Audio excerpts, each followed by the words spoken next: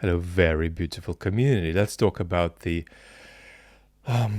vandalism frenzy of the Trump administration, taking many pops at US Civic Committee, US state capacity. And we're going to do it gently by reading a short piece by Michael Ignatieff and then reacting to it, much shorter than the last few readings we've done on the channel. So, you know that sometimes we have harsh chats where we're about things in the world. We also have gentle chats sometimes. We also have sort of gently harsh chats and harshly gentle chats. This is probably a sort of a situation where we're going to have a harsh chat but gently, because we're not going to be reacting immediately to some calamity out in the world. We'll be reading a little and then using it as an opportunity just to place ourselves. Now, why is placing ourselves important? Well, let me just take a sip of my matcha. I mean, that's what it's all about. I mean, you rescue democracy by sitting in a mid-century Polish armchair and sipping matcha. I mean, that's how you do it, right? You know, we talk about politicization versus depoliticization. This is it. This is how you do it. So why is perspective here really important? And there are many great masters of perspective in the history of the West, masters of teaching us how to be not too distant but not too close to something, how to see something as not too big but not too small. The great aphorist Lichtenberg is perhaps the most extraordinary example of this in the history of the West. And it's very important to practice that, because you don't want to miss something really alarming, and you don't want to set your hair on fire 74 times about it unconstructively either. Now, on the one hand, there are people who are normalizing the Trump administration. I mean, we've talked about Neil Ferguson, for example, recently, who is getting worried now about the economy. But prior to the election, he normalized the risk factors to democratic institutions that the Trump administration would generate. I thought that was silly. So we don't want to join that camp by saying this is just a clunky and clumsy version of normal. And you're all on board with that, so we don't need to talk about that. We also need to have a sense of perspective around how far Trump's activities escalate, right? Is he going to go and do things he hasn't yet remotely attempted to do? You know, will he? We often talk about regime security wars that Mr. Putin has. Could Trump have his own Crimea, maybe in Greenland, in the next year or two? So we need to have a perspective on where we think we are on that Trump escalation ladder. And the third thing we need is to understand that we're now coming out of the bay. The turbulence you're feeling is normal. The vehicles you are in are more than resilient enough to keep you afloat for quite a long time. So your democracy, if you're an American citizen, does not look like it's about to get broken by Mr. Trump's second term. But it looks like it's going to sustain quite a bit of damage. But there is also tremendous institutional resilience. So you're out of the bay, but you're not sinking. You're not sinking, but you're out of the bay.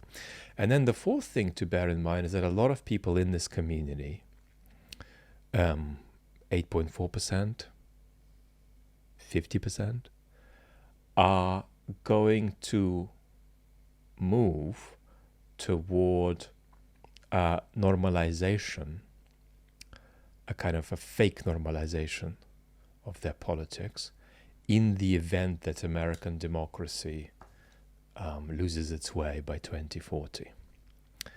And you might say, no way will anybody in this community, people who are sort of alert citizens, is going to, sleepwalk through losing their democracy. But the reality is, when avenues for action constrict, a lot of people begin to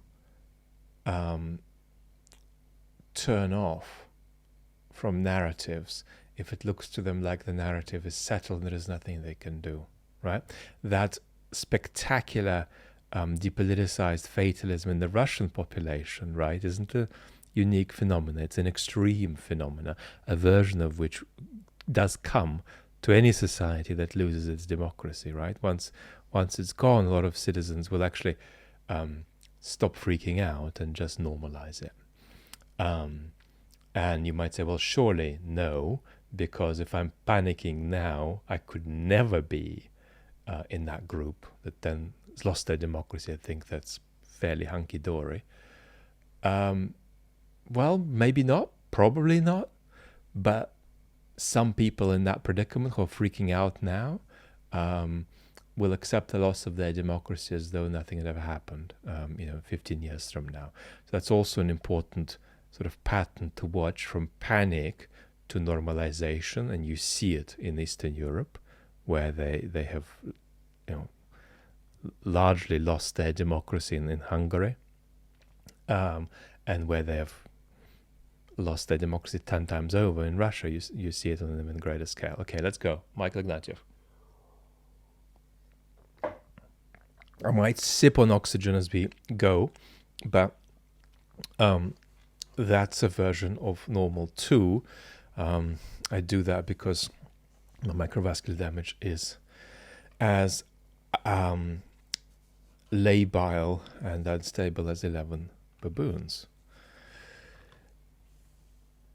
Since life runs down through a cycle of, and by the way, this is Michael in his late 70s joining Substack for the first time. Since life runs down through a cycle of decline and decay, humans have learned how to revive life through acts of creative destruction. We prune trees, for example, lopping off wayward or dying branches, so that the shoots with buds can flourish. Pruning makes orchards and vineyards beautiful by turning their growths upwards toward the light.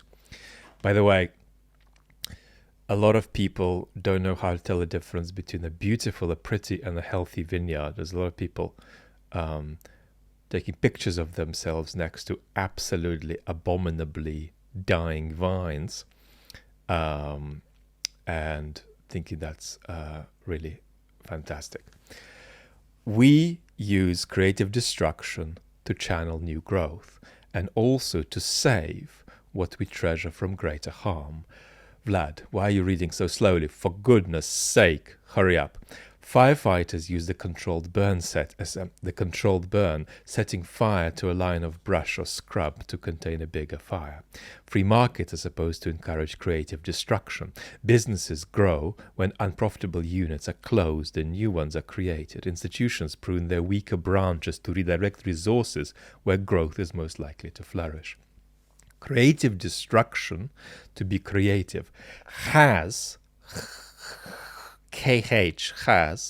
to be strategic. I think that you could challenge that statement if you take Michael to be writing a philosophy paper, but the reason we don't want to challenge it is that basically we don't have a plan B to our democratic institutions. They're there. And that's why all ideas that I ever endorse on the channels about new democratic institutions are supplementary. We can reform and we can supplement our democratic institutions. But the idea that you can break them and replace them with something better is farcical. You could make the case for replacing the international order infrastructure with something better. That's a stretch, but plausible. But domestically, if we break our courts, if we break our academies, if we break our free media as far as we have it, if we break counter-majoritarian institutions, break the courts, we're screwed. In other words, however you think about politics, our current institutions have a better chance of delivering us constructive policy than any scenario does, which is a scenario of us having broken these institutions. Creative destruction, to be creative, has to be strategic. It has to serve some plan to create something better, stronger, more likely to endure. And then there is vandalism. The Vandal tribes who descended on Rome in 455 AD didn't sack the city to build something better on the ruins. As they approached the city, they knocked down the aqueducts which supplied water to the city so inhabitants would die of thirst. The Pope begged the invaders not to murder all the citizens, but for 2 weeks they were on YouTube. I think we're fine, but let's just go like this. And pillaged all the same. And then after 2 weeks they left, leaving the city so traumatized that it wasn't to return to its glory for 1,000 years. Nice writing. For the Vandals, destruction was the point. Exercises of wanton pillage, like stripping away the bronze roof tiles of the Temple of Jupiter, were intended by their very senselessness to show that they could do what they liked and nobody could stop them. And this is very important because when we talk about the current context of our democracies, bad stuff you do is not just bad because it's bad, but because it has a disinhibiting effect, right? If I start sloppily and lazily just submitting to the algorithm here and roughly telling you an intensified version of what you already want to hear, right? That's just not just bad in itself, because I don't care about your tummy. I don't care what I put into your tummy that way. It's also bad because it has a disinhibiting effect, right? It could be watched by other people who are trying to do legitimate content. Well, not legitimate, non-activist content. Activist content is perfectly legitimate too on this platform. And say, well, Vlad's doing it, I'm definitely okay to do it too. So there's a disinhibiting effect where you sort of undermine rituals in public discourse, in this case, and there are disinhibiting effects where you undermine democratic rituals. And we've spoken a little bit about the spectacle in the Oval Office with Zelensky, Vance, and Trump. And one of the interesting points that's not made enough is just the very fact of a kerfuffle like that occurring is already sort of desacralizing of, the role of the presidency. Vandalism is a temptation for anyone desperate enough for attention and respect. Just ask the kid who you've caught spray painting a wall, breaking a window, or scratching his name on a subway car window. They do it to leave their mark, to show they don't care, to dare someone to stop them. We're in the midst of an orgy of vandalism, not by heedless teenagers, but by the American government. The regime's ideologues claim there is a plan called Project 2025. They assure us there is a strategy, but look closer and it's vandalism, the unadulterated display of destruction for its own sake, for the sheer pleasure of wielding the chainsaw.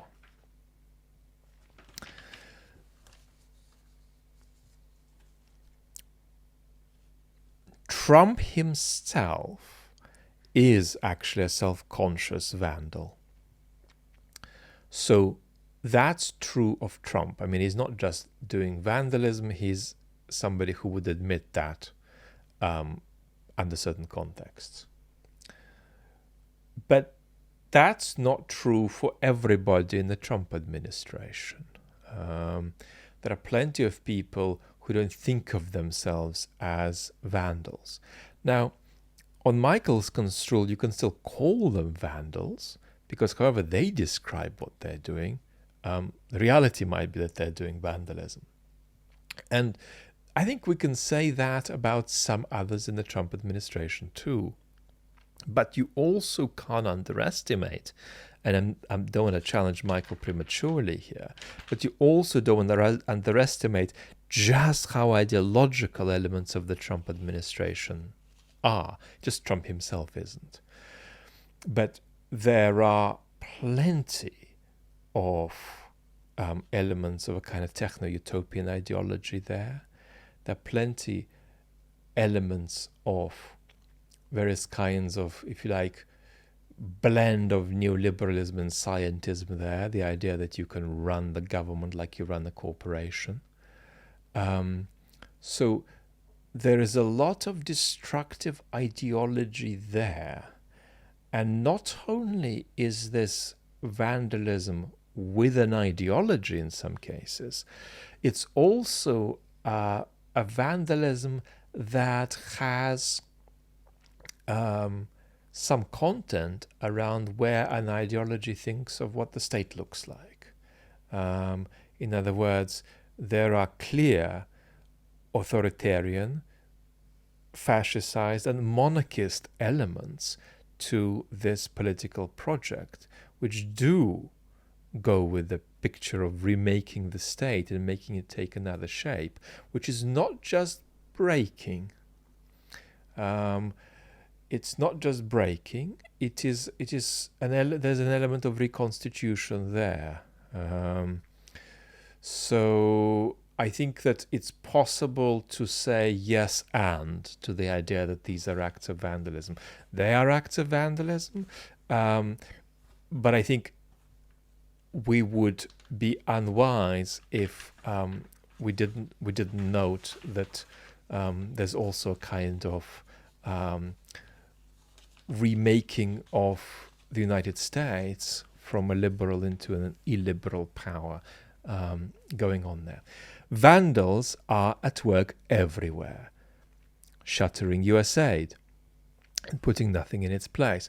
Now, there are criticisms you can make of US aid. There's no doubt about that. We could talk about that another time.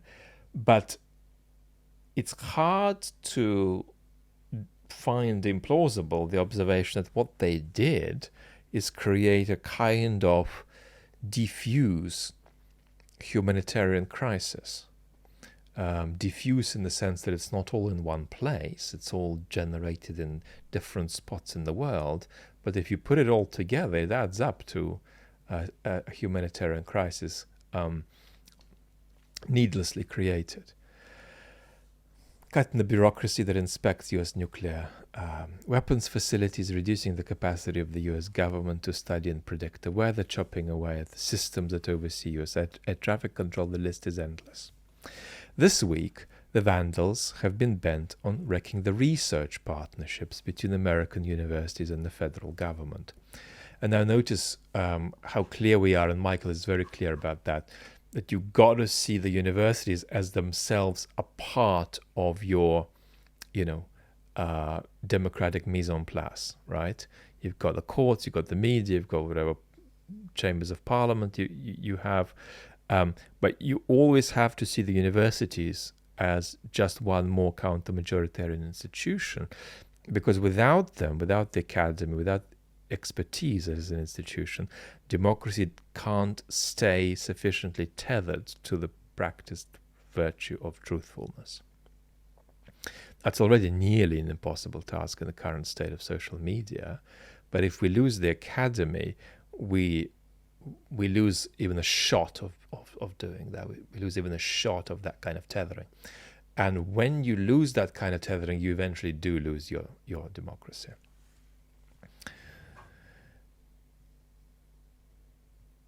These partnerships began in World War II, and the science and technology they created helped win the war and usher in the prosperity of America's golden years.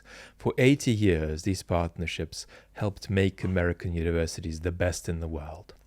Last week, now this won't get into the details, this may be an evolving story, but last week Columbia University lost $400 million in research funding.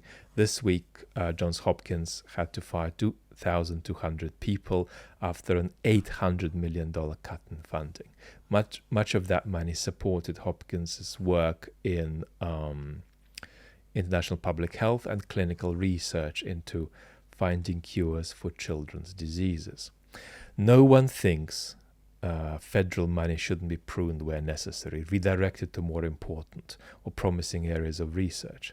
Such pruning can be safely left to independent scientific panels who know what they're talking about.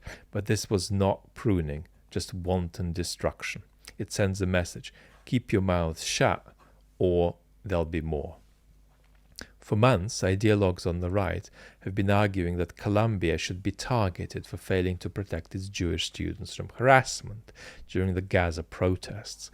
Some Jewish groups may rejoice at Columbia's punishment, but others will be asking themselves whether the pretext of Jewish persecution can justify such a destructive attack on one of America's great universities.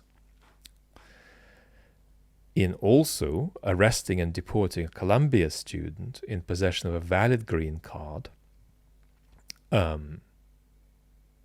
with a pregnant US citizen wife, I think, for his alleged participation in pro-H demonstrations, the administration sent the message to every potential foreign student around the world: stay away. Let me make a couple of remarks here. We're going to talk separately about the Middle East to reground ourselves, because we haven't done that for quite a while. And we will talk about something I'm qualified to talk about, which is campus politics, separately. So let me just make a couple of quick remarks about this. Now, we're looking at a situation where we don't have an indication of sort of adequately procedurally derived charge of criminality there, which is really bad. But I think that you've got to zoom out a bit, and here I want to make 2 points. As a political philosopher, it's a really bad idea to do things where you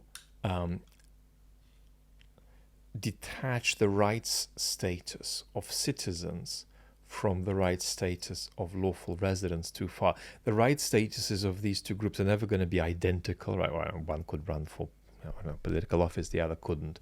But when they drift too far, it becomes a real concern, because it basically is incompatible with a sort of a minimal sustenance of solidarity. You end up feeling like you're just sharing a kind of space, kind of an economic space perhaps, with others in your society, but there is nothing that sort of tethers you together.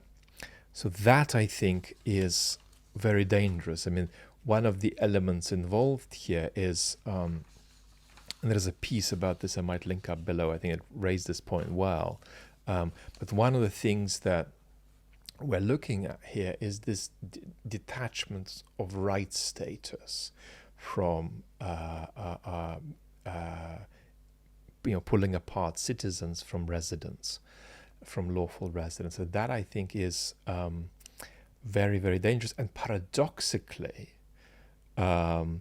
it goes against the very logic conservatives use against illegal immigration, namely that we can't have solidarity, right, if we've got people in our society who aren't all under the same sort of civic and procedural umbrella.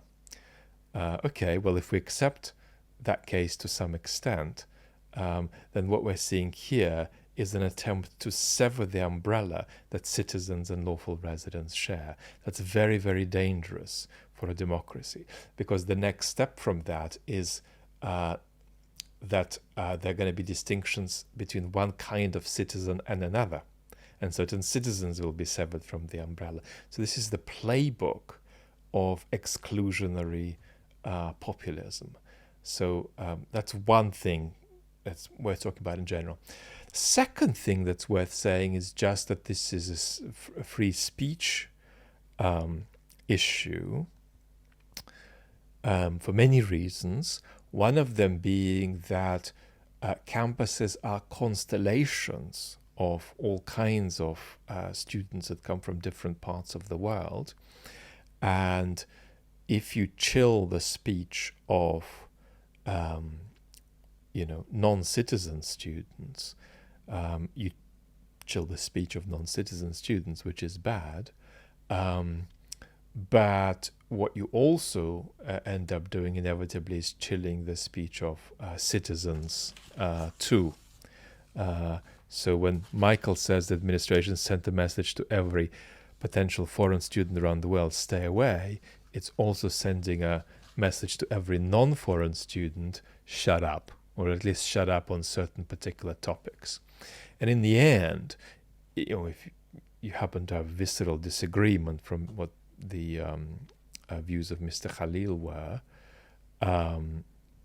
then what you've got to realize is that if you support some other kind of advocacy of a disadvantaged group, you should be extremely reluctant to get sort of lackadaisical and uninterested in protecting the speech rights of those advocating in ways and for groups that you don't necessarily approve of. In other words, you really don't need to have particular views about Gaza to take a very serious concern with this, right? This is an attack on the university, and therefore it's an attack on democracy. If the administration's true intent is to weaken higher education in the United States and reduce its faculties to sullen and silent compliance, it's hard to imagine a more promising start. Those behind this may imagine they're engaged in creative destruction, but it's just vandalism. The Vandals who sacked Rome left nothing behind but ruins. Now, let me just make one last remark, I suppose, and that's that